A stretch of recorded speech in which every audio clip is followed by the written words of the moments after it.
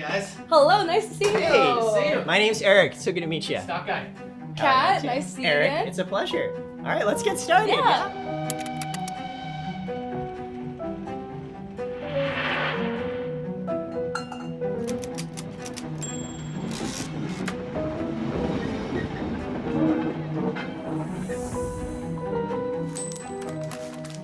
Jason, Kat, thanks so much for making time to join me here on the HyperX Unmuted podcast. Good to be here.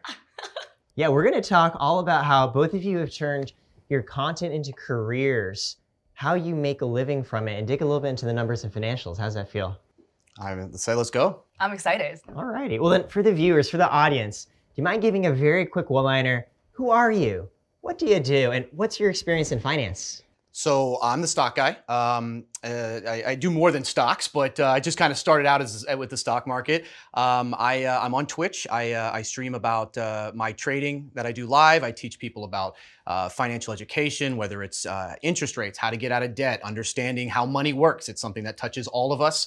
It's something that everybody is involved with, and most people are not as educated as they should be about it. And so I just like the idea of being able to teach people in a fun way about a very complicated subject that is so important. And it's been a heck of a ride, and it's something I look forward to every day. I'm Kat or Katliente, and I actually do content creation advice, but a big part of content creation advice is teaching people how to make money as a content creator. So I do a lot of financial transparency content, especially talking about sponsorships and the other ways you can monetize as a content creator and a streamer.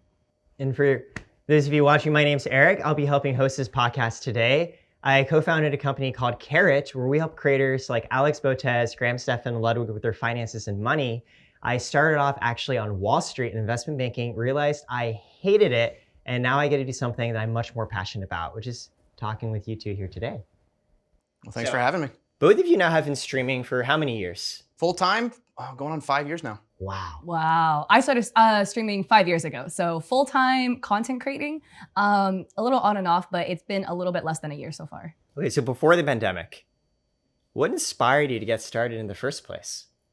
With streaming, I come from a pretty rough background and some bad life decisions, but I was always interested in money and finance and how money works. It was always like a puzzle to me. It was like a game. It was like trying to understand what's going to happen next and how does this work and getting, understanding how all the patterns are. And so I kind of delved into it, and I found that I was really passionate about it. Everything from interest rates to Federal Reserve to how money works and the history of it.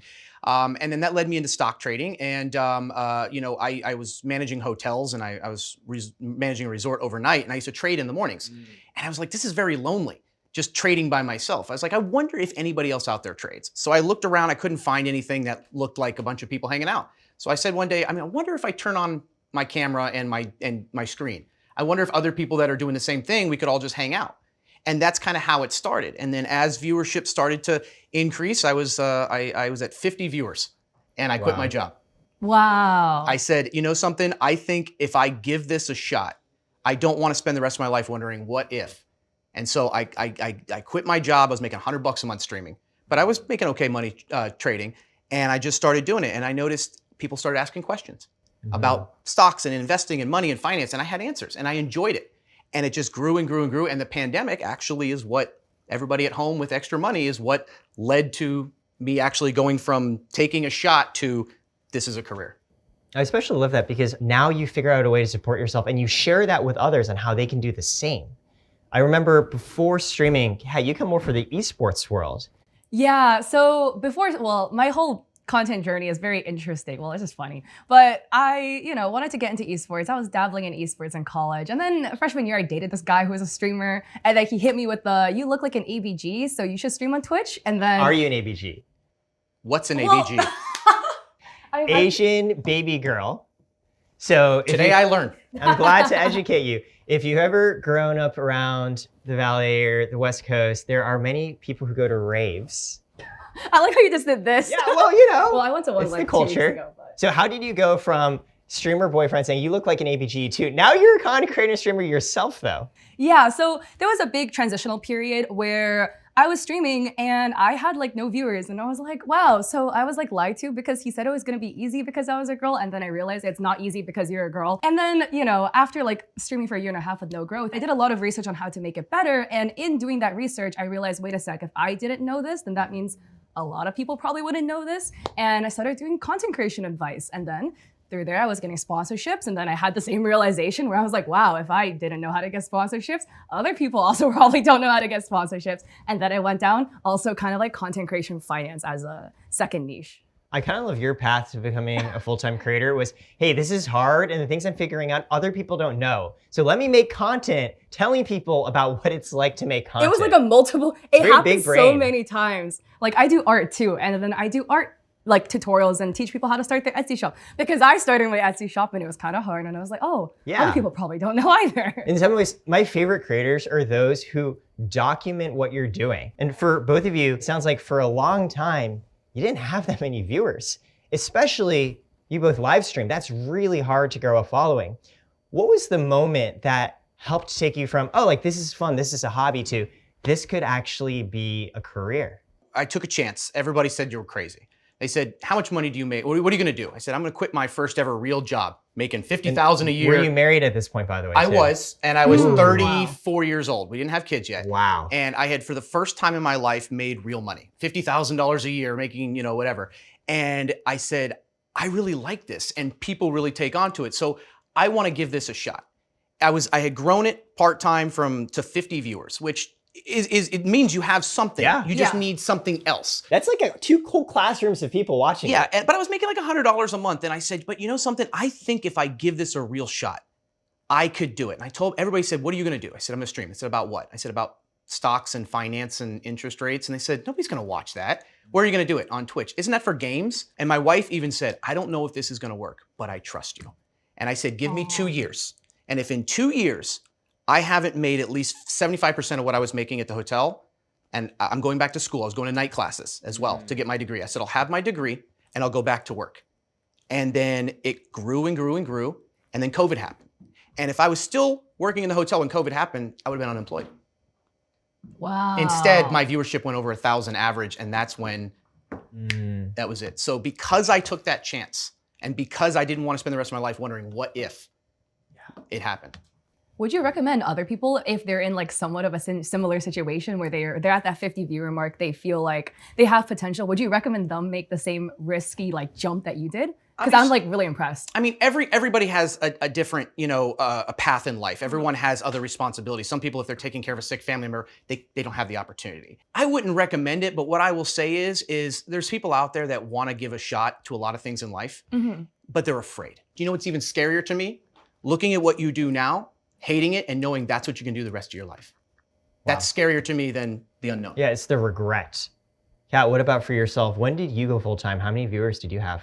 Mine is a little bit different, in which I actually was streaming when I was in college. So I had a less risky jump than you did, because I was streaming and then I actually hit Twitch Partner when I was in college. So I was juggling like full-time school and streaming like 25 hours a week, and I was trying to graduate a year early. So it was just a lot of like stuff back and forth. But thankfully I didn't have the responsibility of like bills and family and stuff to worry about, and like tuition, because I will acknowledge I do come from privilege in which my parents paid for my tuition, and my parents also paid for where I was living at the time for college, like my dorm. So that like lifted such a huge burden off my shoulders that I could pursue like content and what I enjoyed. Although I didn't tell them I was actually a streamer, so they found out later. But anyways, going back into that, I hit the 120 average viewer mark, and then I graduated college a couple months after that, and I was averaging 120 viewers. I was making about $5,000 a month from like content creation stuff, mainly from Twitch, but like from other content stuff. So I felt like I was like, okay, this is like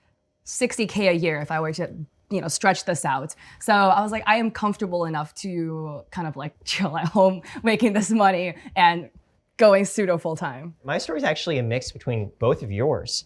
I similarly grew up very poor.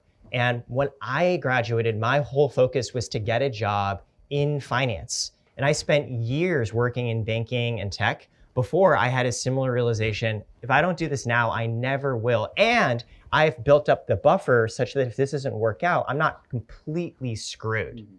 So you mentioned that hey, at a certain point you were making like $50,000, $60,000.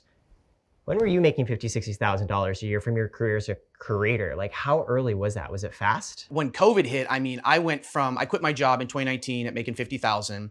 And in 2020, I made 250,000 that year. Wow. Wow. What a huge As jump. opposed to being unemployed if I would have stayed in my job. And that 250,000, what was primarily driving it? Was it advertising? Was it brand deals? Was it your own separate sources of income? It was a little bit from Twitch. Ads weren't really big on Twitch back then. It was, subs obviously were there, but I started something off platform. I realized that I had a really good way of explaining the news in a quick soundbite way that was easy to understand, broke down, and I would do that. But it's hard to remember and do that during a stream. So I started before the market, a couple hours going through and reading all the articles and keeping up with the markets overnight and economic news and stock news. And I said, I'm doing this and spending a couple hours. I did a call in the morning, pre-market, and I said, you know what? I'll do a call and give everybody who wants to listen in the Discord the news and prepare for the day, whether you trade, invest, or you just like the news. And I did that. And a lot of people did it. And I said one day, I should monetize this. And I did. And that ended up leading to what became the actual business. So instead of doing what other finance people do, trying to sell courses and fake it, I'm just like, hey, listen, you want to save money every day or save time and not have to do all this? I'll do it for you for 75 cents a day. That $250,000 you hit pretty soon early on, what percentage of that was from setting up these calls? In the beginning, it was not nearly as much. I would say it was probably 35%. The rest of it would have come from, subs and advertising and some sponsors in the beginning. But if you're at that level of 1,000 to 2,000 viewers, if you monetize correctly, it's not that hard to make that kind of money. And Kat, you've recently produced content talking about how much you make as a creator and how much you make from Twitch. My Twitch earnings is really small relative to my other earnings. I literally went and added this all up yesterday too, just to make sure I had the correct numbers. Same thing. So the reason why I make so little off Twitch relative to other streamers of potentially my size, and I average currently maybe 200 viewers, is simply because I don't encourage subs at all. And people sub to me, very grateful, but I always tell people spend your money on yourself, bro. At the end of the day, I will make my money from companies rather than you guys, because a lot of people who watch me, they're either students or they're in a very transitional period in their life where they're interested in pursuing content creation, but maybe either don't really have all the means to do it, or when you are starting to pursue content creation, largely it is not done from a place of a large financial background that you can immediately support yourself with. So I'm you're already trying your best on the content stuff. Don't give me your money on top of it. I'm gonna tell you the same stuff regardless, whether you pay me or not. So just listen to it for free. So that's the reason why a lot of people would see that and be oh, but the Twitch money isn't adding up, question mark. But I make most of my money from sponsorship. So I added it yesterday. It was actually 65% of my income last year came from sponsors alone. So of the around 150,000, more than 70,000 of that came from sponsorships. Yeah, so I realized I did the math wrong later, but because I did actually include some of my job income in there as well. But yeah, so out of around the 150 to 175,000 I made from content, 65% roughly is from sponsors from companies. I did a lot of brand deals, and a lot of people were also it doesn't look like you do a lot of brand deals, but because I post 3 times a day on Instagram and 3 times a day on TikTok and twice a week on YouTube, you don't really see it if you follow my content a lot, because there's just so much content that comes out. But I do a lot of brand deals. I also have off-platform stuff like you as well. Mine is a little bit different, in which I do have a coffee. I could tell you for free on my Twitch, but then I have a thing where I do a marbles game, and if you win the marbles game, I will review your content for free. But if you don't win the marbles game, then you can pay to also get it too. So I have that option as well. And then I also have my Etsy, in which I sell my art, because it's the same thing, you can't put all of your eggs in one basket, and especially for monetization. If social media at the end of the day may not always be here, Vine got nuked, TikTok got banned legally. So whether it goes through is a separate question. But for that matter, I don't trust putting all of my eggs in one basket, and I'm always trying to diversify where I'm making my money so that we can stay safe as a What creator. percentage comes from your own business, like the Etsy? So if I were to count the Etsy and the coffee and stuff together, I think that would probably make up another 15% of my income, probably 15 to 20.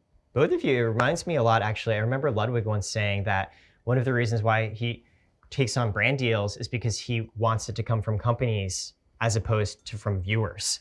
And both of you have expressed something similar where given the number of Twitch followers you have, I know you have over 50,000, I know you have over 200,000.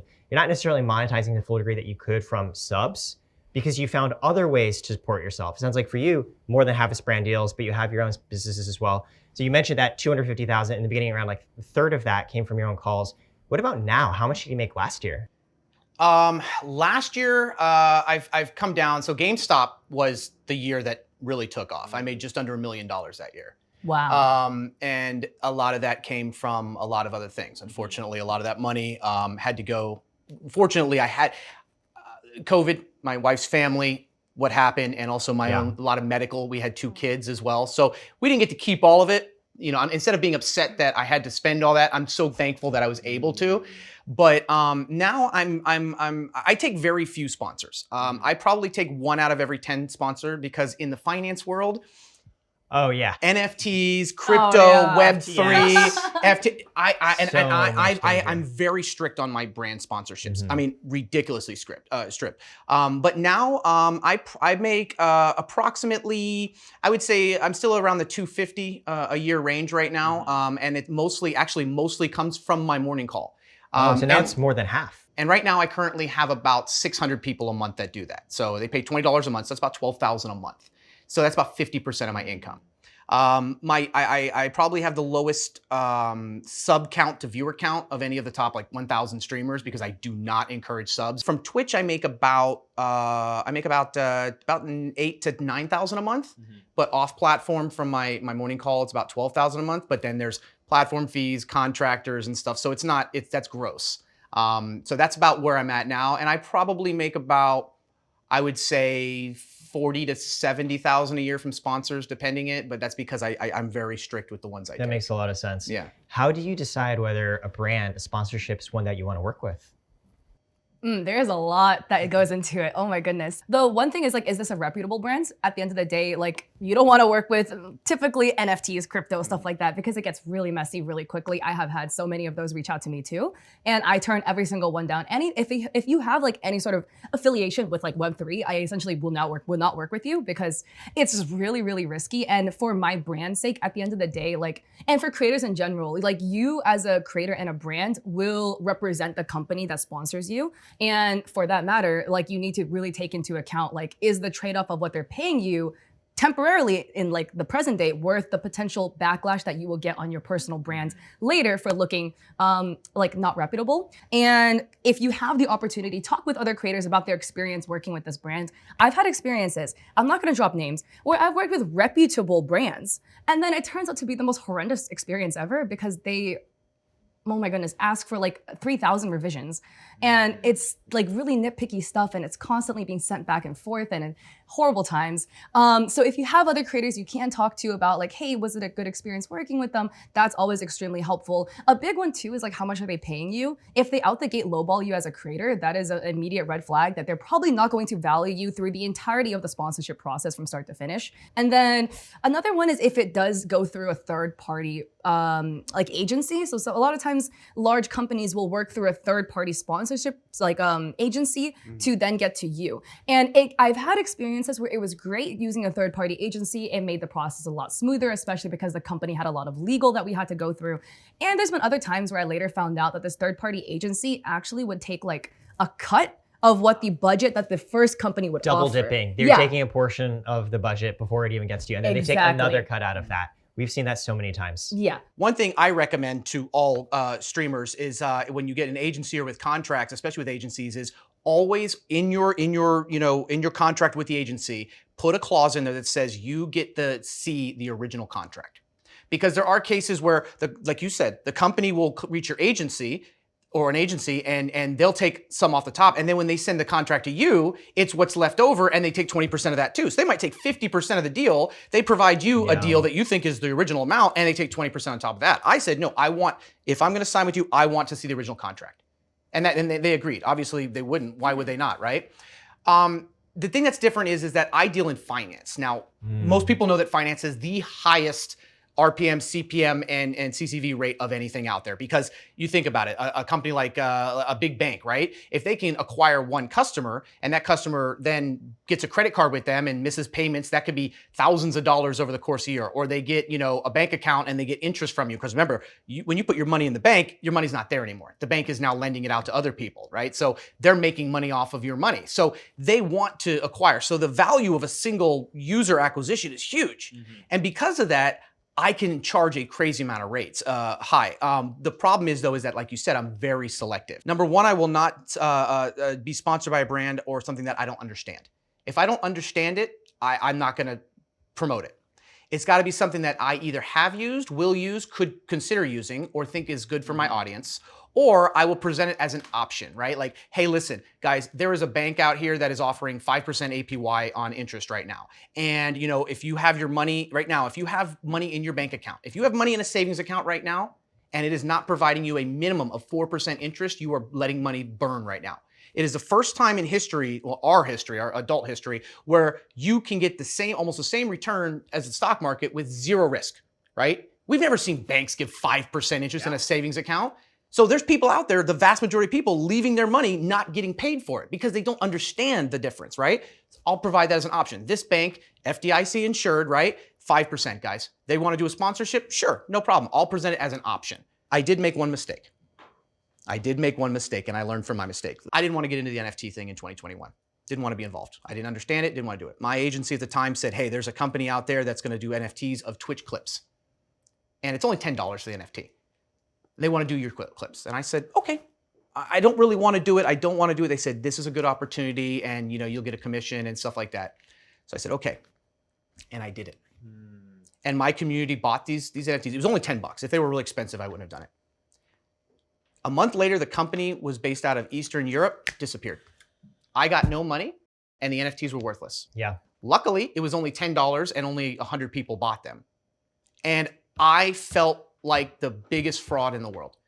I broke my own rules one time and I learned from that moment, I will never, ever, ever, ever again do that because you know something? These people watch me, they trust me, they know that I have their best interest and I let them down. And I will never let that happen again. Yeah, That's the responsibility you have as a creator. I think about this a lot because the company I founded, we help creators with money, with banking, with credit, with taxes. And our podcast, we have over 75,000 followers on our YouTube channel, but I almost never talk about what we actually do because similarly to what you said, if you're ever trying to advise somebody on what they should do with their financials, and there's a monetary incentive behind what you're saying, there's such a high bar to ensure that something doesn't go wrong. Because morally, I do see us as responsible. Both of you have talked about how does the brand deal affect your own brand? Because you have to monetize, but you can monetize in ways that build and improve your own brand value. So I'm very honest. Like I've worked with some of these brands that like send you meals, right? My wife and I had a baby, right? She had a C-section. She was in bed. I was taking care of 2 babies. I didn't have time to cook. We had pre-made meals ordered to it. I told them, this was an opportunity. If you got a girl coming over and she wants to see, or a guy coming over and you want to cook for them, hey, this is a fun activity, or can help you out. Also with the cost of groceries, right? I tell them, I say, but it's not for everybody. And brands will appreciate that because my audience is like, hey, listen, he's not lying to me. A question, is there a world where you'd stop taking sponsored deals altogether if the daily morning calls continue to grow? Well, the daily morning call thing is obviously going to be a fluctuation because the issue is that, people trade, some people get greedy, some people get bored. It's the stock market, right? Some people want to invest long-term. They just buy total market index funds, dollar cost average and forget. If you actively trade stocks, you're gambling, right? Because I don't care how good you are and what you know and what you think, it's the decision on the market movement is not up to you. It's up to other people with more money than you. So you're at the mercy. And so I have to prepare for that because I can tell you, it's not always going to last forever, and life has a funny way of getting in the way. Kat, how do you grapple to his point on the volatility, the uncertainty of what you do, algorithmically determining how many views you get, which affect your brand deal rates? Well, I at least have the comfort of knowing that I have a lot of savings. Like, I've at least saved in up a high yield savings account, right? Oh yeah, in a high yield savings account and in very, very, very safe index funds because I'm not a risky trader whatsoever. I just dump it in index funds and call it a day. Smart. Because I don't have time for that. I can't do it like you do. But Yeah, so I have a lot of money in savings in which I have like 2 years worth of living expenses saved up bare minimum. So even if content creation were to go belly up, I could literally just, I don't know, live in Japan for like 2 years and then figure it out afterwards. Yeah. But it took a long time to build up to that much savings where I was just, trying to live below my means and stuff like that and building up the savings. And again, same thing as you, because I also have an audience of hyper specific people with very specific needs of, content creators who are looking to improve their content. People quit content creation all the time, but also new people come in to join content. But it also depends on the economy. And if things are looking bad, a lot of people will potentially start content creating to try to like make ends meet. But these people are also the same people that will stop the moment the economy gets a little better and they will pick up an IRL job again. So it fluctuates a lot. And I do understand that, which is why I have also like a lot of outside sources in terms of making money. I feel like my brand itself is very brand safe, in which a lot of brands want to work with me because same thing as you, I feel like I'm a pretty straight shooter in which I will not work with brands that I don't like because like, why would I do that? I don't need the money that badly unless, I don't know, maybe if you see me do some weird like Raid Shadow Legends sponsorship, which I have done before. I did one of those. Yeah. I mean, Everybody gets one. Yeah. Everybody got one. Look, I needed the money. I was in college, man. Like my first sponsor. They paid me $1,000. Same. I was at 100 viewers and they're like, we'll give you $500 to do this. I'm like, heck yeah. I guess you're not a real creator until Raid Shadow Legends. Say their name. You're literally just getting free brand deal sponsorship. We can believe that, but I love both of you. Like, they were my first brand deal ever. That game is so bad. But you have to do what you have to do. Like, sometimes. But I also have art that I sell too. And being an artist is a whole other flippy thing. But at the end of the day, at least I kind of feel like no matter where I will be, I have the confidence that I will be fine, which is maybe a very ballsy assumption to make, but I feel like I could at least get an IRL job if content creation were to end up flopping in some field that, because I did work in social media. I have a biology degree from UC Berkeley, so hopefully I could make something out of it. So I'm kind of operating life on some ballsy confidence here. I do, Eric, want to go back to what we actually previously talked about because I want to pick your brain a little bit. You were saying how on Carrot you do your podcast and how you actively try to not shill your brands when you are doing this podcast. But on the flip side, you are a founder of a company. Like, how do you maintain kind of like getting exposure of your brand out there without seeming disingenuous? So our very first product was a business credit card that provided creators with limits and rewards based on their social stats and financials instead of their credit history. I remember that one. And I know that sounds totally wacky. Except as a creator, even as you build your business, sometimes the outside financial system doesn't understand you that way. It's a great example. One of our very first early clients with Alex Botez, the chess streamer, because she was rejected for a business credit card multiple times because banks didn't understand what she did. Now, I've learned the most important thing when we were figuring out how do we build financial products for creators was just establish awareness and trust on why you need to care about this in the first place. Because we didn't start with credit cards. We tried so many different products. We tried taxes. And 90% of the time, nobody cares about taxes. In 2020, you might remember the government offered free stimulus money called PPP. You know what I'm talking about. It seems like you do as well. I didn't take it. I didn't take it. You could've. I know. Everybody did. And there was no oversight. And it was, let's not get, I mean, it's one of the I'm not on stream. I'm going one of the very few times in our lives where there's actually a free lunch. For those of you watching who might not know, the government gave forgiven loans where they would say, here's money for COVID relief. You don't have to pay it back. And with zero oversight. With zero oversight. There's actually a lot of fraud. In a way, they gave up too much money. And in 2020, I had just quit my job. I'd come from banking. I'd worked at Instagram. I'd left. I was walking around VidCon, talking to YouTubers, trying to be like, can I help with your finances? And I told them about PPP, and not a single one took me up on the offer. In fact, I have angry emails in my inbox from creators saying, F off, you scammer.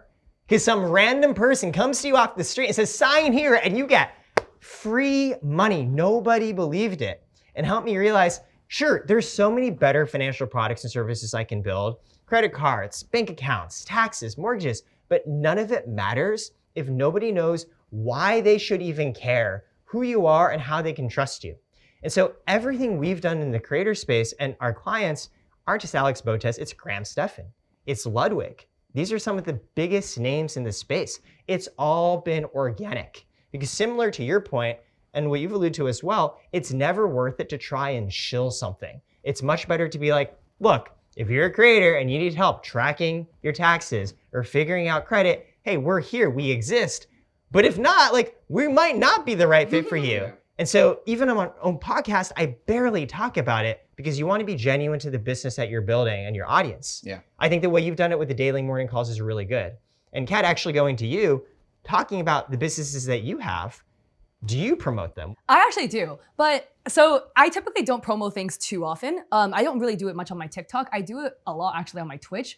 And I find that Twitch conversion has a much better conversion, I think, because live time interacting with people just does something to the brain. I've also been told that I'm kind of like a cult leader in which I can sell things to people. So I don't know if that's a good thing or not, but well, I'll take it as a trust compliment. you. Yeah, I'll take it as a They compliment. spend hours of their day with you every day. I mean, there's almost nothing more. Yeah. Spend more with you than their own friends. Who said that you're a cult leader? Viewers or friends? Viewers. People have said. I've been told. Has anyone ever Quite said that to frequently, you? actually. We have our own emotes for that, yeah. So you also get the cult leader vibes. For a different reason, but let's move. That's it. Okay, so you know people trust you. Yeah, I am really, really firm on like my stance on trying to make financial transparency as a content creator free for people. And I'm actively trying to make creator like finance transparent so that it's more public, so that creators can see and understand. And there's so much hush hush around it, and I hate the space. So I do one-on-one coaching on my coffee, in which I will hop on a call with you and go over your social media, tell you how to improve it, and also if you want, I will cover like sponsorships, monetization opportunities for them specifically for like the niche that they're in, the content they make, and like we can brainstorm things. So I charge either $100 for 30 minutes or $190 for an hour, but I also do. You're like, And we're getting this for free. But I also have it for free on my Twitch stream. So every single Saturday, I will do free social media reviews. We just play a game of marbles. It's complete RNG, but it's completely free. Play it twice a day on my stream, yeah. Yeah. So I play it every single Saturday, and then we go see whomever wins will get a social media review of their choice, because my main type of content is still like content creation advice at the end of the day, but I do heavily dabble in like content finance too. So I have kind of like a free funnel as well, because I always want to make sure there's like free and affordable options for people. But by doing the Saturday streams where I'm like, doing the little marbles games, reviewing for free, people see and they're like, oh, I want the real thing. I want the 1 hour call to get the full analysis. And then I'll be like, by the way, come over to my coffee. And then also all the art on my own stream is done by me. So people will come in and be like, who did your art? And I'll be like, me.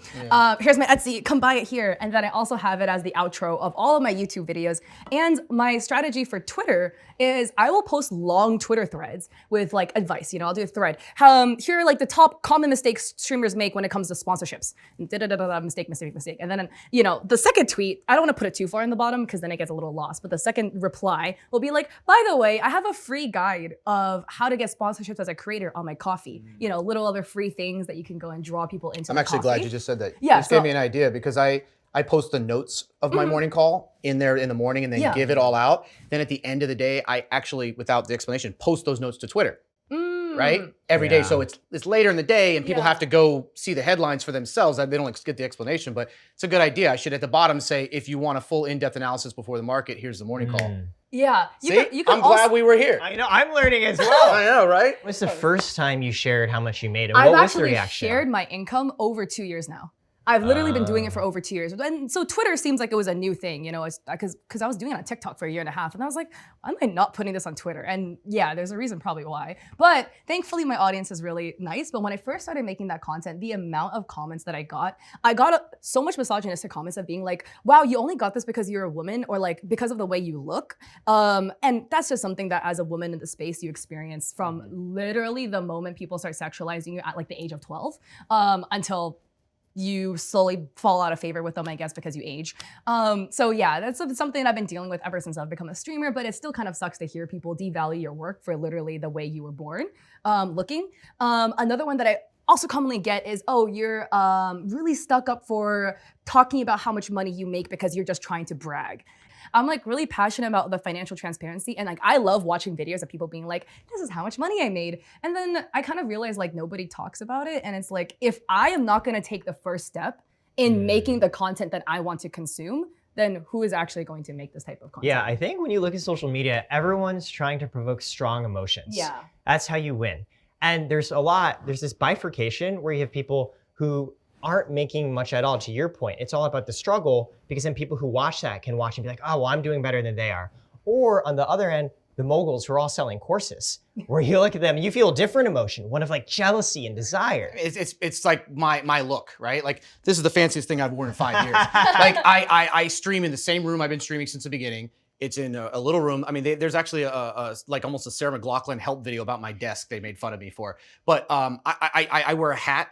I wear a black shirt that's probably merch or something somebody sent, my Goodwill jeans, and that's what I do in front of my camera. Like I've never posted a picture of my car. I own a 2016 GMC Acadia and a 2006 Corolla. My house is 1,100 square feet. Like it's called stealth wealth. Not that I'm wealthy, but like it's stealth wealth. Like I understand how it works. Like you buy the car, a depreciating asset. It's really nice. You can't drive it, so you got to get a second car. Well, you can't look poor, so you got to drive it. You got to get a nice car there too. Now you're paying those payments. Well, you need a nice garage. Now you need a bigger house, and it exacerbates, right? Yeah. And so for me, I think that me being who I am and not trying to be flashy, sure, it's not selling a lifestyle. To your point, everybody's trying to sell a lifestyle, but it's everybody's trying to sell a lifestyle to people that after a certain amount of time realize it's not real. Yeah, both of you are in a way trying to quote unquote sell responsibility in the sense that you're not like here, you're not there, you're working creators sharing about what that journey looks like. So Kat, you've shared that you're making on 150,000 and Jason, for you, more than 250,000.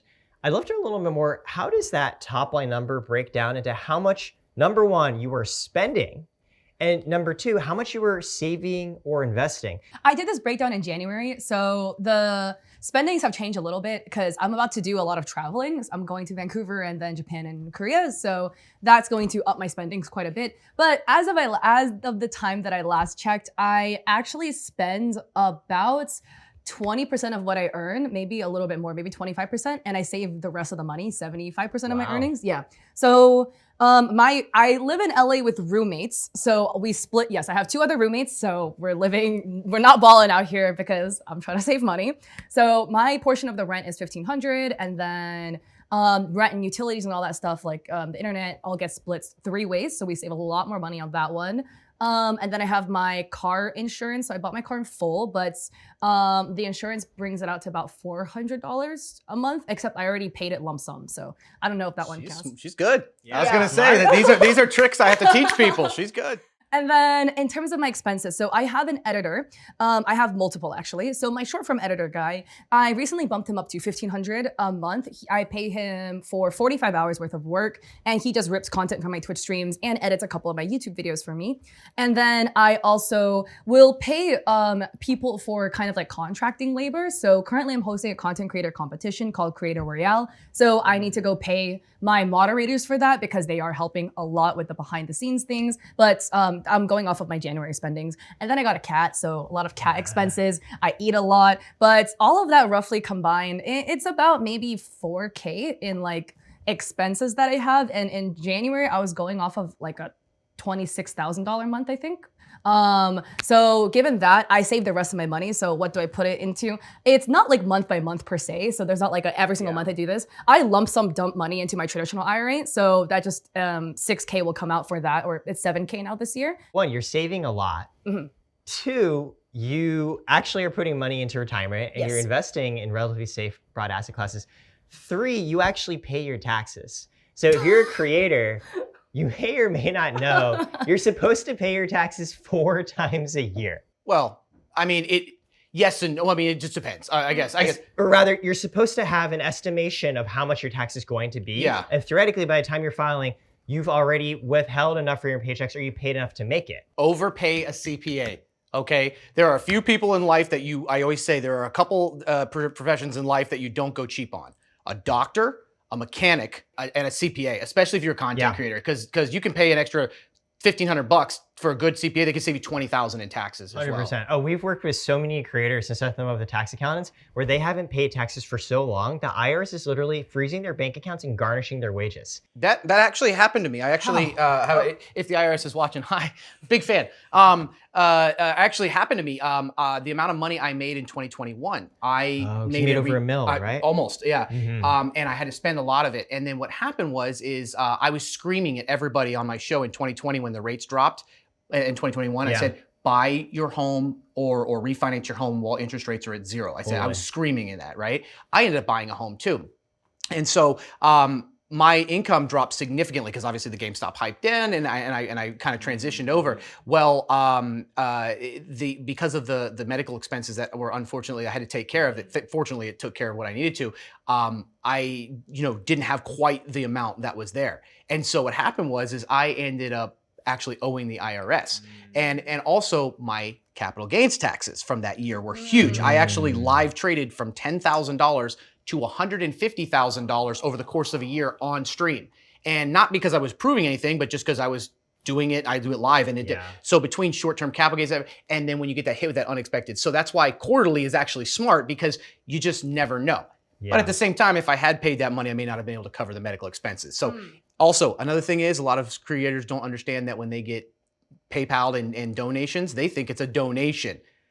Those are, unless you can write it off as a gift. So again, I'm not a tax professional, but it's actually very smart. I think quarterly is very smart for content creators, because if you overpay, hey, listen, you can get it back, or you can use it to next year's balance. But if you didn't pay, if you underpay, that's when you're penalized. And really people don't understand how much that penalty and interest occurs on a daily basis. Jason, I'd love to know for you, what does that look like between how much you make, how much you're spending, how much you're saving? I make about $20,000 a month. Obviously, I have taxes that are set aside for that. I pay my other morning call guy. He makes 15% of the revenue. Give him a large chunk of it because obviously, I need that help. I have my editor who I pay as well. I overpay, but because obviously, you want to keep somebody that's doing a good job. And then once that's all paid for, I don't have any overhead for my business outside of potential capital gain losses for stock trading. The rest of it though goes to the IRA, but I have a SEP IRA for the business. My kid's 529. I have 2 kids, 529 there. I've also got, we've got international. I've got real estate elsewhere, and then into my into the market, as well as the high yield savings account where I keep my emergency fund, because especially when you're a homeowner, it's there. So that's where the vast majority of my money. I don't keep much cash. It's mostly invested into the 529s, the 401k, the houses, or the real estate, and to my expenses for the editor, the morning call person, and obviously anybody else that I have to contract to pay out. So that's what I do. And then obviously we were building a business as well. My last question for you. So at Karat, I see the financial information of so many different creators, and the number one key to sustainability is figuring out, how do you build a business outside the algorithm, beyond just AdSense and brand deals, whether it's selling your own products or services. What's that look like for yourself? So something I've talked to with other streamers is, once you hit go live for the final time, what is your plan? Are you going to go back into work? Are you going to be a consultant? What are you going to do, right? Like, there has to be a plan outside of streaming. And a lot of times we don't actually build anything proprietary, right? There's nothing that's valuable outside of just investing or real estate or whatnot. And so that was something that was bothering me a long time. And my wife saw when I was up and coming, she said, something, you don't have an agency. So how do you get brand deals, right? You are going to you're writing on LinkedIn to all these companies trying to get, connected. They're trying to find good creators, because small creators or growing creators that have a very strong audience are very good for monetization. But how do they find them? They can't watch all these streams. So how do you find that?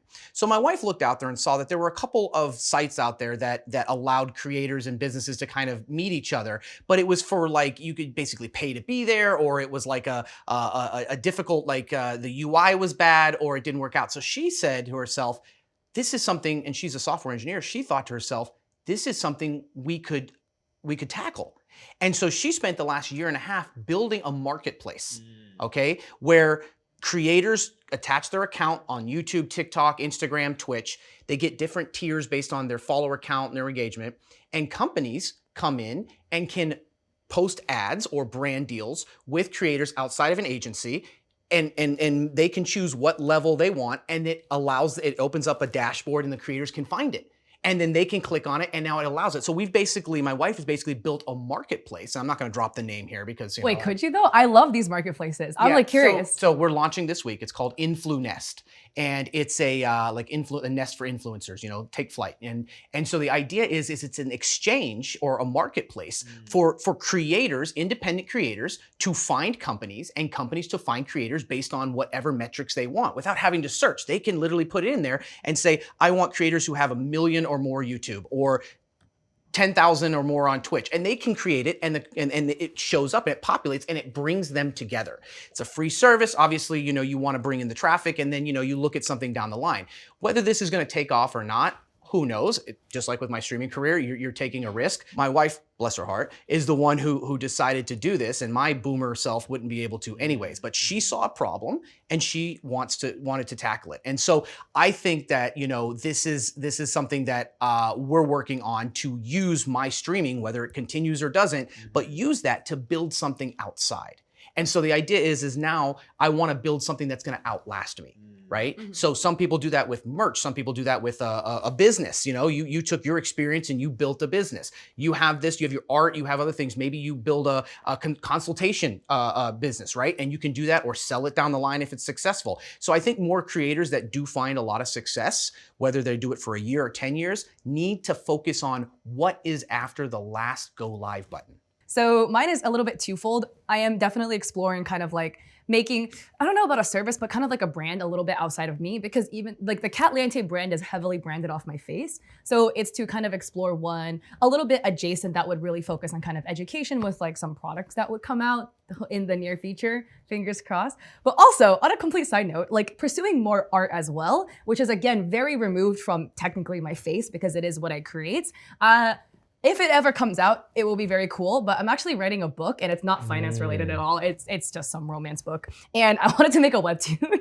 So not very monetizable necessarily, but these are things that I'm building outside of myself that don't involve my face whatsoever. I don't even know if I'm gonna launch it under my actual name. I might use a pen name, who knows? But yeah, so those are just some things that I'm building, and alongside trying to expand my Etsy store, which is again, selling my artwork, and it is not involving me. And I already am working on building things out that don't involve streaming. And I've also been like AFK streaming here and there, going on vacation, and things have been fine, and I make the same amount of money. So I think it's been working out. Yeah, I love that. In addition to the content I create as co-founder of Karat, our longer term plans, I'm trying to build a public company, like Square for creators.